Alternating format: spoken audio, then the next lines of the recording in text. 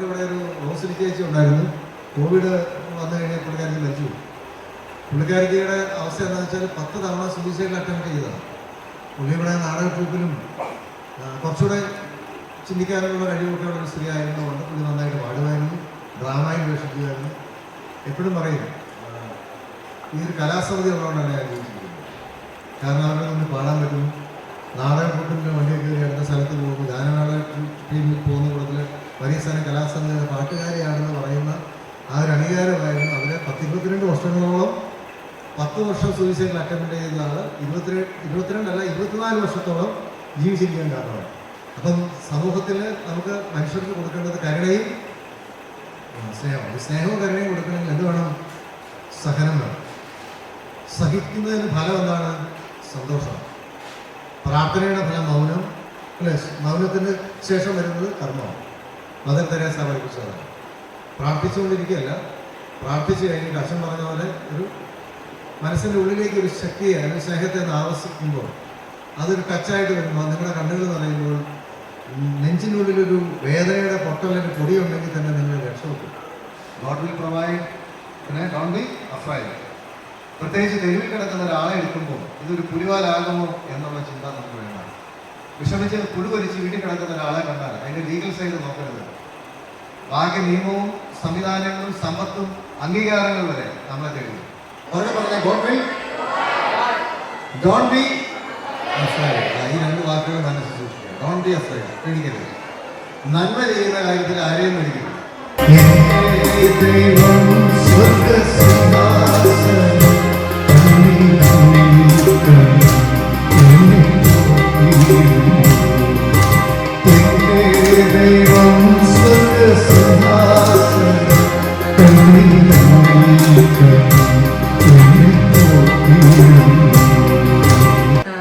മരിയസദനത്തിൽ എന്നും ഉത്സവമാണ്, അല്ലെങ്കിൽ എന്നും സ്നേഹവിരുന്നാണ്, എന്നും സംഗീത വിരുന്നാണ്.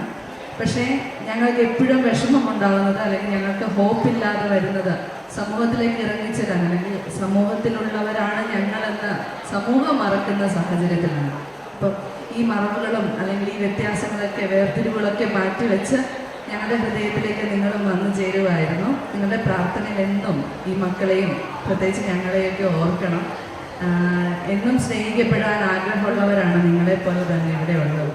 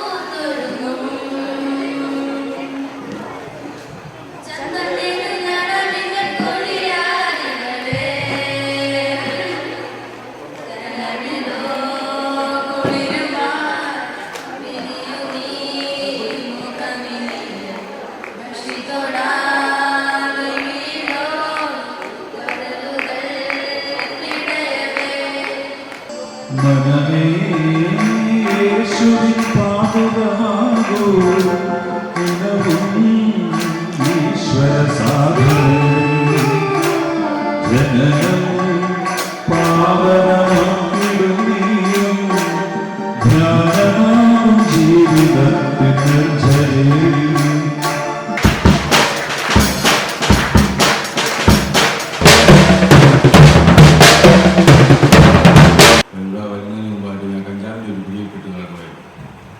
അതിലോട്ട് കയറിയപ്പോൾ മൊത്തം വിഷയമായിട്ട് ആദ്യം കുഴപ്പമൊന്നുമില്ലായിരുന്നു. പിന്നീട് അത് വലിയൊരു ഭ്രാന്തായ ലോറി തറഞ്ഞിട്ടോ കയറ്റുന്നതോ തന്നെ ട്രാഫിക്കൊക്കെ നിയന്ത്രിക്കുക ഇങ്ങനെയുള്ള പല പരിപാടികളും തന്നെ ഒരു സാഹചര്യം ഭ്രാന്തായിരുന്നു സത്യം പറഞ്ഞു.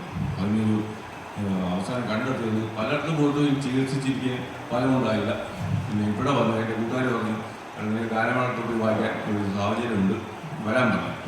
ഇവിടെ വന്നതുകൊണ്ടാണ് ഞാനൊരു കറക്റ്റായി മാറി. ഇത്ര നാൾ എടുത്തു.